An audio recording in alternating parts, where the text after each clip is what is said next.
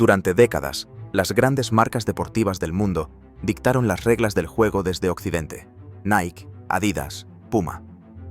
Ellas ponían el ritmo, marcaban tendencia y convertían a sus embajadores en dioses del marketing global. China, mientras tanto, parecía condenada a imitar, hasta que dejó de hacerlo. En los últimos años, algo insólito ha ocurrido en el mercado deportivo mundial. Una marca china, desconocida para muchos fuera del país, no solo superó en ventas a Nike y Adidas en su propio territorio, sino que está construyendo un imperio silencioso para desafiar el liderazgo global. Esa marca es Anta. Y lo que ha logrado no es solo un triunfo comercial, es una declaración cultural. Porque Anta no vende solo zapatillas, vende identidad, pertenencia y futuro. Lo ha hecho combinando lo local con lo aspiracional, lo tradicional con lo tecnológico, lo táctico con lo emocional. ¿Cómo llegó hasta ahí? ¿Qué decisiones la llevaron a lo más alto? ¿Y qué riesgos podrían destruirlo todo? Lo que vas a ver no es solo la historia de una empresa, es un cambio de época. Porque cuando el Made in China se transforma en sinónimo de poder, el tablero entero se sacude. Los orígenes. Todo imperio tiene un origen improbable. El de Anta comienza con un joven de 20 años, una bolsa de plástico y 600 pares de zapatos hechos a mano por su padre. Era 1991. En un país que apenas despertaba al capitalismo, Ding Xichong abordó un tren rumbo a Beijing desde su pueblo natal, Jinjiang, en la provincia de Fujian. Jinjiang era un epicentro del calzado. Miles de pequeños talleres producían zapatos sin marca, baratos y sin diseño. Era un lugar para sobrevivir, no para soñar. Pero Ding soñaba.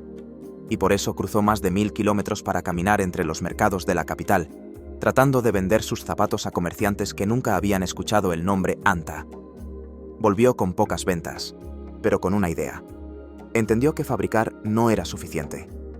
Si quería competir, necesitaba algo que en China aún sonaba lejano. Una marca.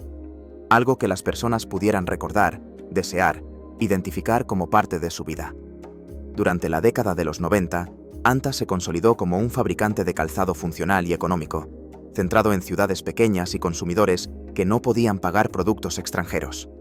Mientras Nike y Adidas conquistaban las grandes urbes con atletas globales, Anta se abría paso en el margen. Discreta, persistente, local. Pero Ding no se conformó con ser una opción barata. Invirtió en diseño, abrió un centro propio de I+D y en 2001 fichó a Kong Linghui, leyenda del tenis de mesa chino, como rostro de la marca. Fue la primera gran apuesta por conectar emocionalmente con el público nacional. Y funcionó. En 2007, Anta dio su gran salto. Salió a la bolsa de Hong Kong, recaudando más de 2.600 millones de dólares hongkoneses. Con ese capital, comenzó su transformación, de fabricante regional a contendiente real. Pero el camino no sería sencillo. En 2008, la fiebre de los Juegos Olímpicos llevó a una sobreproducción de zapatillas. El mercado colapsó. Anta cerró más de 600 tiendas. Muchos pensaron que sería su final. No lo fue, porque justo ahí, en medio del colapso, Anta tomaría una decisión que cambiaría para siempre el destino de la marca y del deporte en China. El éxito. 2008 pudo ser el final de Anta. El colapso del mercado tras los Juegos Olímpicos de Beijing dejó a la compañía con inventarios acumulados, cientos de tiendas cerradas y una reputación golpeada. Para muchos, era solo una empresa más que había crecido demasiado rápido, pero para Ding Xichong fue una advertencia y también una oportunidad. Hasta ese momento, Anta operaba con el modelo tradicional de distribución. Fabricaba productos, los entregaba a minoristas y dejaba que ellos se encargaran del resto.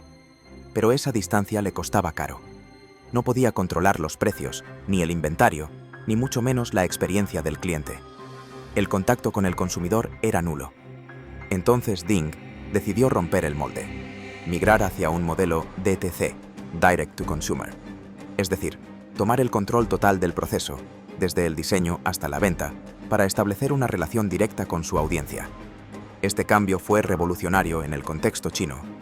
Permitió ajustar inventarios en tiempo real, responder más rápido al mercado y, sobre todo, entender a los consumidores con una precisión quirúrgica. Pero aún había un problema. La marca seguía siendo percibida como barata. La solución no fue rediseñar Anta, fue crear otra cara del imperio. En 2009, Anta compró los derechos de Fila para operar en China, Hong Kong y Macao. Fila, una marca italiana venida a menos, aún conservaba una imagen de lujo deportivo. En lugar de convertirla en una submarca accesible, como muchos habrían hecho, Anta la reposicionó como aspiracional, no como un producto, sino como un símbolo. Y el plan funcionó. Fila se convirtió en un éxito entre la clase media emergente. En cuestión de años, superó en ingresos al propio Anta y ayudó a reposicionar al grupo entero como algo más que una marca de bajo costo. Esta fue la semilla del modelo multimarcas que transformaría a Anta en un gigante silencioso. Además de Fila, sumaron marcas chinas como Kolon Sport y Descente y se prepararon para su movimiento más ambicioso, conquistar el mundo sin usar su propio nombre. Pero antes de llegar allí, algo fundamental cambió en China. La identidad cultural se volvió una fuerza de consumo. La tendencia del guochao, o orgullo nacional, comenzó a ganar fuerza. Las nuevas generaciones ya no querían imitar lo occidental. Querían marcas que hablaran su idioma, que reflejaran sus valores, que conectaran con su historia. Mientras Nike y Adidas seguían apostando por estrellas extranjeras, Anta hizo lo contrario. Apostó por héroes locales y símbolos culturales. Diseñó zapatillas inspiradas en caligrafía tradicional, dragones, arquitectura ancestral. No era solo moda, era narrativa visual, y la narrativa tiene poder. En paralelo, la geopolítica jugaba a su favor. En 2019, durante la controversia por las protestas en Hong Kong, Anta fue una de las primeras marcas en cortar lazos con la NBA, alineándose con el sentir nacional. En 2021, mientras Nike y otras marcas enfrentaban críticas por cuestionar el algodón de Xinjiang, Anta hizo lo contrario. Lo defendió públicamente. Esa postura, arriesgada para Occidente, fue celebrada dentro de China. Y consolidó a Anta como algo más que una marca, una bandera. En cifras, el resultado fue demoledor. Para 2022, Anta tenía el 23% del mercado deportivo en China. Adidas caía al 8,7%. Nike perdía terreno. Y lo más importante, el consumidor ya no veía a Anta como un sustituto. La veía como una elección con identidad propia.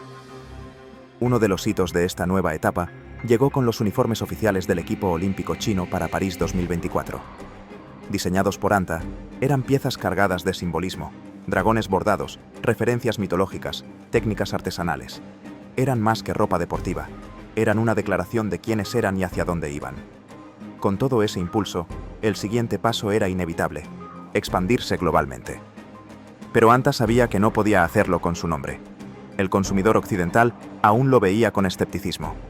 Por eso, recurrió a una estrategia silenciosa pero efectiva: comprar marcas ya respetadas en el extranjero. En 2019, adquirió el 100% de Amer Sports, un conglomerado que incluía nombres como Salomon, Arc'teryx, Wilson y Atomic. Todas con identidad propia, todas con reputación. Y ahora, todas bajo el paraguas de Anta. Así, la marca que había empezado con zapatos en una bolsa de plástico ya no vendía solo en mercados callejeros. Vendía en las tiendas más exclusivas de Europa y América, sin que nadie lo notara. La caída. Tras años de crecimiento meteórico, Anta se sentía imparable. Había conquistado el corazón de China, vencido a Nike y Adidas en su propio terreno, y comenzado su silenciosa expansión global. Pero justo cuando parecía haberlo logrado todo, comenzaron a aparecer las grietas. La primera señal fue sutil, casi invisible: la saturación. El modelo DTC, que tanto éxito había traído, comenzó a mostrar límites. Anta había abierto tiendas a un ritmo vertiginoso, pero no todas eran rentables. Algunas acumulaban inventario sin rotación. Otras funcionaban por debajo de su potencial. La maquinaria perfecta comenzaba a desgastarse. La marca Fila, que había sido el emblema de su salto al lujo, empezó a perder su brillo.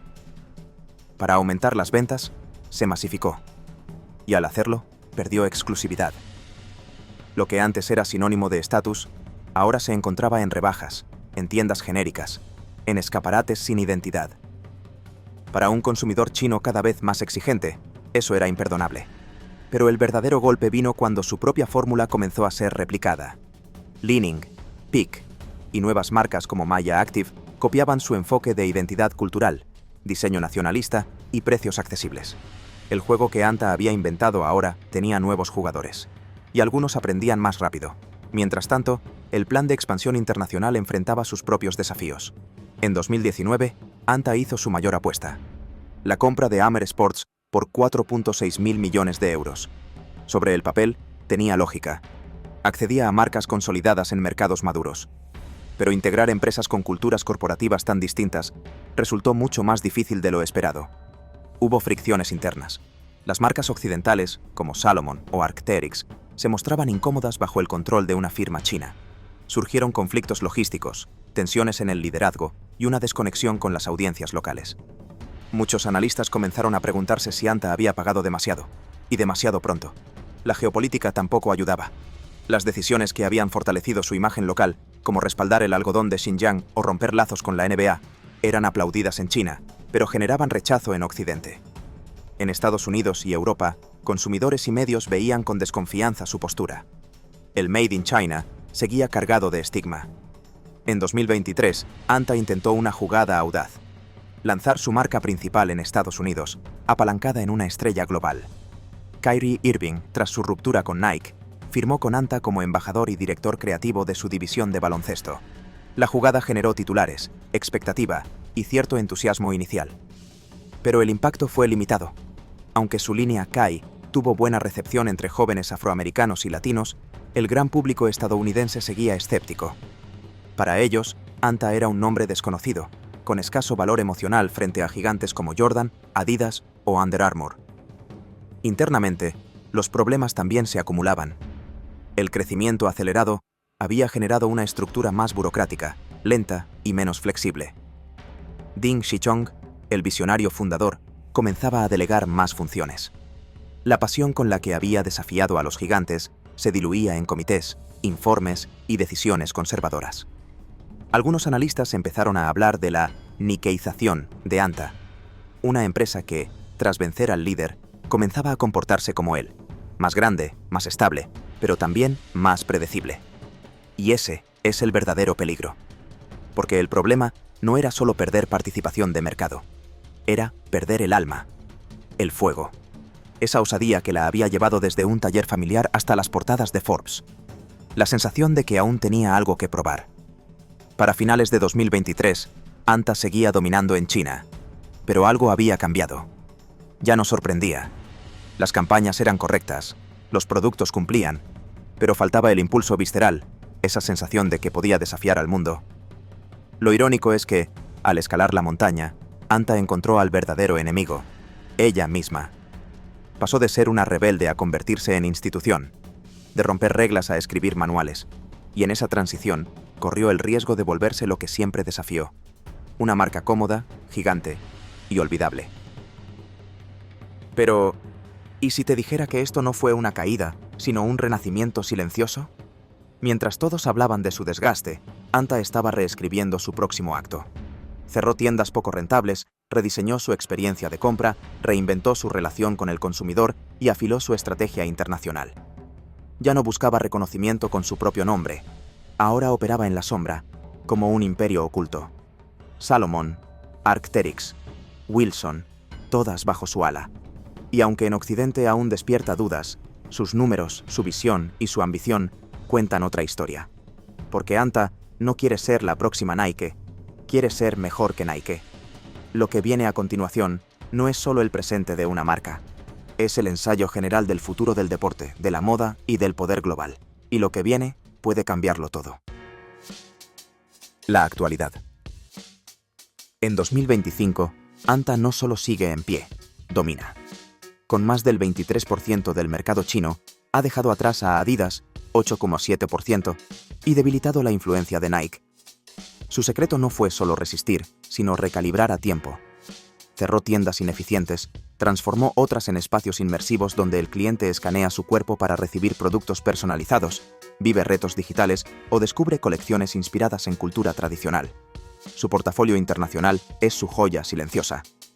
Mientras en Estados Unidos aún enfrenta resistencias, marcas como Arc'teryx, Salomon y Wilson avanzan sin freno, sin que el consumidor promedio sepa que pertenecen a un gigante chino. El IPO de Amer Sports en 2024 confirmó el éxito de esta estrategia, valorando la división internacional en más de $10.000 millones. La línea de Kyrie Irving se consolida como un éxito entre jóvenes afroamericanos y latinos, apoyada por eventos comunitarios, no solo por marketing. Anta no copia, traduce culturas, y eso, en un mundo fragmentado, es su superpoder. El objetivo es claro: consolidarse en Asia, conquistar Europa y Medio Oriente, y reescribir la idea de lo que significa ser una marca global. Anta nació como una marca invisible, sin glamour, sin héroes globales, sin historia que contar. Hoy es el símbolo de una China que ya no imita, sino lidera. Mientras Nike escribía el pasado, Anta diseña el futuro.